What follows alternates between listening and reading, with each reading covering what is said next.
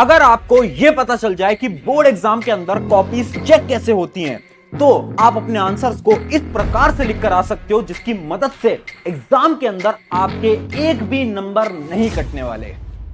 सो hi everyone, मेरा नाम है Prashant, mentor of thousands of students, और आज बात कर रहे हैं बोर्ड एग्जाम के अंदर कॉपीज चेक कैसे होती हैं। अब आपको लग रहा होगा ये जानना आपके लिए इंपॉर्टेंट है या नहीं, तो ये जानना आपके लिए बहुत इंपॉर्टेंट है। क्यों?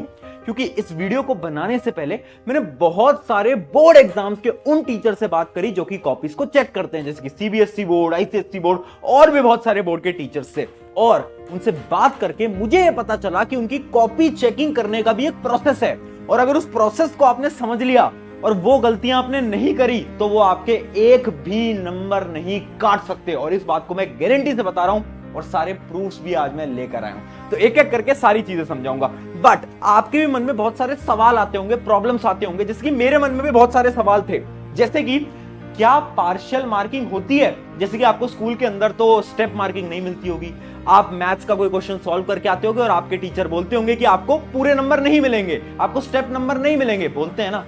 बट क्या बोर्ड के अंदर स्टेप मार्क्स मिलते हैं? क्या पार्शियल नंबर मिलते हैं? मैथ्स के अंदर, इंग्लिश के अंदर, एसएसटी के अंदर बताऊंगा अभी। अगली चीज, क्या टीचर खुद अपनी मर्जी से आपके नंबर काट सकते हैं? अब आपको लग रहा होगा हाँ, टीचर तो बिल्कुल नंबर काट सकते हैं अपनी मर्जी से, बट इसका आंसर सुन के आज आप शॉक होने वाले हो। मैं भी शॉक हुआ था जब मुझे पता चला था। अगली चीज, क्या चेकिंग बहुत इजी होती है या बहुत ज्यादा हार्ड होती है? इस पे भी मैंने बात करी।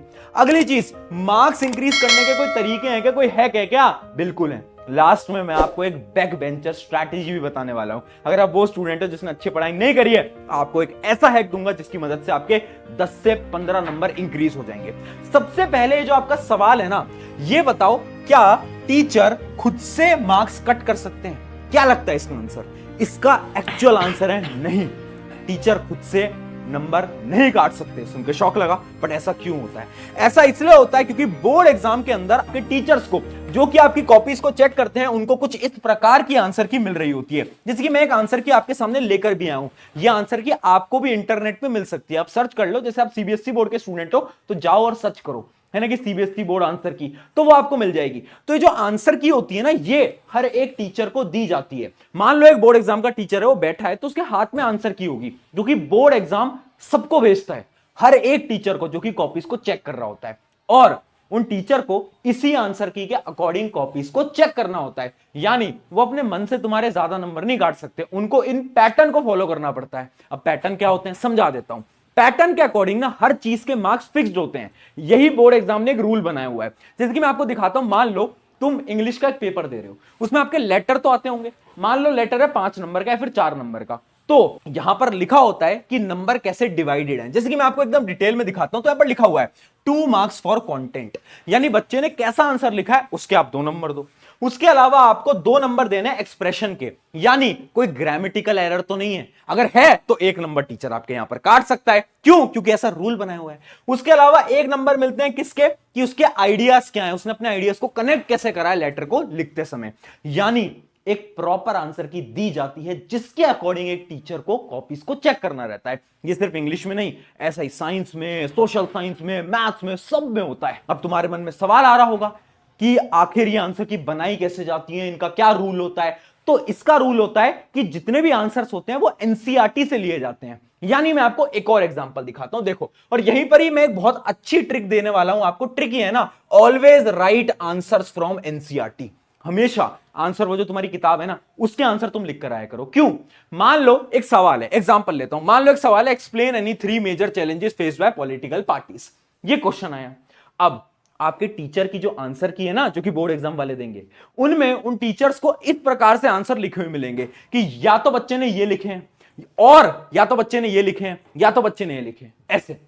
यानी उन टीचर्स को 7-8 ऑप्शन दिए जाएंगे, उनको बोला जाएगा अगर इसमें से बच्चे ने कुछ भी लिखा है तो उसको नंबर दे देना।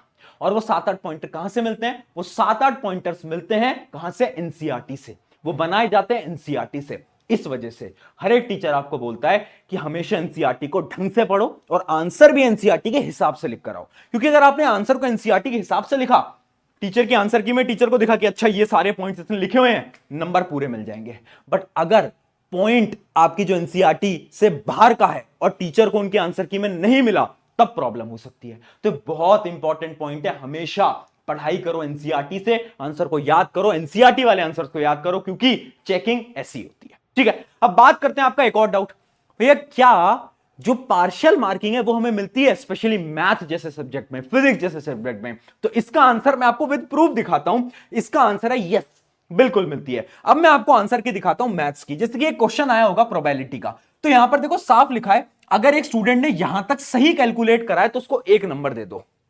यानी अगर आप एक क्वेश्चन को थोड़ा भी अटेम्प्ट करके आते हो, अब थोड़ा सा आंसर निकाल के आते हो, तो आपको 1 नंबर मिल जाएगा। अब अगर एक स्टूडेंट ने इधर तक का निकाला है तो उसको 0.5 यानी आधा नंबर और दे देना। उसके अलावा उसने यहां तक निकाला है तो 0.5 और दे देना, ये निकाला है तो 0.5 और दे देना, और यहां तक निकाला है तो 0.5 और दे देना। ऐसे ऐसे मिल रहे होते हैं नंबर। यानी ये जरूरी नहीं है जो कि तुम्हारे स्कूल में एक रूल बनाया हुआ है कि पूरा आंसर सही होगा तभी पूरे नंबर मिलेंगे, नहीं। बोर्ड एग्जाम के एक नियम है, कुछ रूल्स हैं, और वो रूल्स ये बोलते हैं अगर एक बच्चा स्टार्टिंग का भी आंसर सही लिख के आता है तो उसे नंबर दो। ये सेम होता है साइंस के अंदर, अगर आप साइंस का थोड़ा आंसर भी सही लिख के आते हो उसमें भी आपको आधे 1 नंबर तो मिलेंगे ही मिलेंगे। यानी स्टेप मार्किंग होती है, घबराने की बात नहीं है। अब यहीं पर ही आपके मन में सवाल आ रहा होगा कि पेपर की जो चेकिंग है वो हार्ड होगी, इजी होगी, कैसी होगी? चेकिंग होगी आसान, बहुत आसान, तुम्हारे स्कूल के 10 गुना आसान होगी। ये मैं क्यों बोल रहा हूं? क्योंकि मैं बोर्ड वाले टीचर से बात कर चुका हूं, सब बोलते हैं कि चेकिंग बहुत सिंपल होती है। स्पेशली बोर्ड एग्जाम्स के अंदर चेकिंग बहुत आसान बनाई जाती है, स्कूल के कंपैरिजन में तो बहुत आसान होती है, तो घबराने की बात नहीं है। अब मैंने उन सभी से पूछा क्या कोई हैक है, क्या कोई ऐसे तरीके हैं जिससे स्टूडेंट मार्क्स इंक्रीज करे? तो उन्होंने बताया कुछ हैक्स, और वही सारे हैक्स में क्या है अब आपको दिखाने वाला हूं। सबसे पहला आ जाता है प्रेजेंटेशन हैक। देखो हर एक टीचर ने सिर्फ 2 बातें बोली। पहली बात, अटेम्प्ट इन ऑर्डर। एक लाइन याद कर लो, आपकी नोटबुक चेकिंग में टीचर्स जितना कम समय लगाएंगे ना उतने ज्यादा आपके मार्क्स आएंगे। यानी मान लो आपकी एक कॉपी आई, उसमें आपने एकदम ऑर्डर के अंदर सारे क्वेश्चन को अटेम्प्ट कर रखा है। एक टीचर ने वो कॉपी देखी, उन्हें लगा वाह यार टिक टिक टिक टिक, और उन्होंने 5-10 मिनट के अंदर आपकी कॉपी पूरी चेक करके रख दी, तो आपके नंबर ज्यादा आएंगे। और मान लो एक ऐसा स्टूडेंट है जिसने अलग अलग ऑर्डर में लिख रखा है, मान लो उसने सबसे पहले 7th क्वेश्चन करा, फिर उसने 9th करा, फिर उसने 2nd करा। अब टीचर को क्या होगा, बार बार क्वेश्चंस के नंबरिंग को, ऑर्डर को देखना पड़ेगा। उससे क्या होगा, टीचर भी इरिटेट होगा, और जब टीचर इरिटेट होता है तो ऑटोमेटिकली आपके नंबर डिक्रीज हो जाते हैं। ऐसा होता है, ये प्रैक्टिकली होता है। इस वजह से मैं बोल रहा हूं हमेशा क्या करना है, ऑर्डर में अटेम्प्ट करो। देखो जैसे ये एक स्टूडेंट है जिसने क्या करा है, 1 और 2 एकदम ऑर्डर में है, साफ है, टीचर आएगा टिक करेगा आगे बढ़ जाएगा। जबकि एक स्टूडेंट ने क्या करा है, 3, 2, 1 उल्टे ऑर्डर के अंदर अटेम्प्ट करा है। इसमें बहुत बड़ी प्रॉब्लम होती है। अब तुम बोल रहे होगे भैया हमारे पेपर के अलग अलग सेक्शन होते हैं, section A, section B, section C, तो हम क्या करते हैं पहले दूसरा सेक्शन अटेम्प्ट कर लेते हैं, क्या उसमें भी दिक्कत है? मैं बोल रहा हूं नहीं, उसमें कोई दिक्कत नहीं है। अब सेक्शन की हेडिंग डालो और उस सेक्शन के अंदर आपको सारे क्वेश्चंस को ऑर्डर में अटेम्प्ट करना है। आप सेक्शन कैसे भी अटेम्प्ट कर सकते हो, मान लो पहले आप डी करो, फिर बी करो, फिर सी करो, फिर ए करो, फर्क नहीं पड़ता, बट उस सेक्शन के सारे क्वेश्चन आपको एक ही ऑर्डर के अंदर अटेम्प्ट करने, इस बात को याद रखना। ये थी पहली टेक्निक। दूसरी टेक्निक क्या थी, हर एक टीचर ने बोला रफ कभी भी आपको आंसर शीट में नहीं करना है। आंसर शीट का जो लास्ट पेज है उसमें तुम्हें क्या करना है, ऊपर हेडिंग डालनी है रफ, और उसमें आप कुछ भी रफ करो, चाहे उसमें आप अपने दोस्त का नाम लिखा हो, रोहन, मोहन, सोहन, कोई फर्क नहीं पड़ता, कोई नहीं पड़ता। उसके ऊपर बस आप ऐसे ऐसे रफ करके लिख देना और उसके अंदर आप सारी रफ करना। बट ऐसा मत करना कि आप आंसर शीट के बीच में रफ कर रहे हो। कुछ बच्चे होते हैं क्या करते हैं, आंसर शीट लेते हैं और उसके बॉर्डर्स जो होते हैं, आंसर शीट के जो बॉर्डर्स होते हैं उन बॉर्डर्स पे रफ कर रहे होते हैं। आपको वो नहीं करना है, उससे आपकी आंसर शीट बहुत बेकार दिखाई दे रही होती है। आपको क्या करना है, हमेशा लास्ट पेज पे रफ करना है, हेडिंग डालो रफ और सारा रफ वहां पर कर दो, कोई दिक्कत नहीं है, कोई प्रॉब्लम नहीं है, कोई मना नहीं करता। बोर्ड एग्जाम ने कोई ऐसा नियम नहीं बनाया कि रफ नहीं कर सकते, तुम बिल्कुल कर सकते हो, तो डरना नहीं है। ठीक है, अब मैंने पूछा कोई बैक बेंचर के लिए स्ट्रैटेजी है कि बैक बेंचर पास हो जाए, है ना?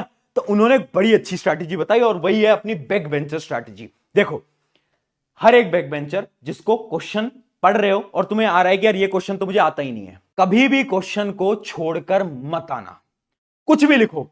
हर एक टीचर ने बोला कि हम ना स्टूडेंट्स को पास करना चाहते हैं, बट वो स्टूडेंट खुद पास होना नहीं चाहते, क्योंकि वो अगर आंसर में कुछ भी लिख के आएंगे ना, दुनिया जहान की कहानियां लिख के आएंगे, तो एटलीस्ट हम देखेंगे और कहीं ना कहीं नंबर देकर उसको पास कर देंगे। बट बच्चे क्या है ना, पेपर पूरा ब्लैंक छोड़ के आते हैं। तो तुम्हें कभी भी अपने पेपर को ब्लैंक नहीं छोड़ना है। मान लो तुम्हें कोई क्वेश्चन नहीं आ रहा, उस समय पर आपको क्या करना है, उस चैप्टर के आसपास का तुम्हें जो भी याद है वो तुम क्या करो, हमेशा पैराग्राफ के अंदर लिखो, हमेशा पैराग्राफ में, पॉइंट में मत लिखना।